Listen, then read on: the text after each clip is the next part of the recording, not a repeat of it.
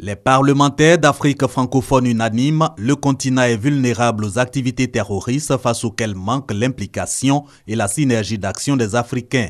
Pour corriger cette situation, la 23e session de la Régionale Afrique de l'Assemblée parlementaire de la francophonie interpelle les États avec à la clé des pistes de solutions. Renforcement des capacités militaires et sécuritaires, lutte contre les facteurs de propagation du terrorisme, notamment le chômage des jeunes, la prévention des conflits, la promotion du dialogue interreligieux.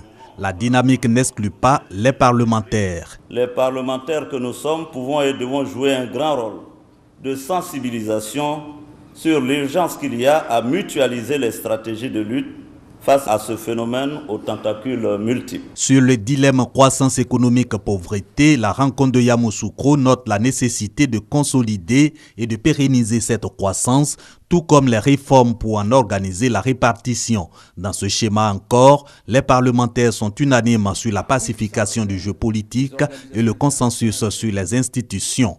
Mais pour eux, ce consensus n'exclut pas la séparation des pouvoirs. L'idée de consensus n'exclut pas la discussion, voire la critique des politiques macroéconomiques menées par les pouvoirs exécutifs lorsque les décisions prises menacent l'équilibre social et les conditions de vie des populations dont nous sommes les représentants. Le consensus sur les institutions suppose l'inscription par l'exécutif de ces décisions dans les cadres légaux qui servent de fondement à l'état de droit. En finissant les travaux de sa 23e session et dans l'attente de sa prochaine rencontre à Bamako au Mali en 2016, la Régionale Afrique de l'Assemblée parlementaire de la francophonie a fait connaissance avec le Parlement national des jeunes mis en place au cours de ses assises de Yamoussoukro.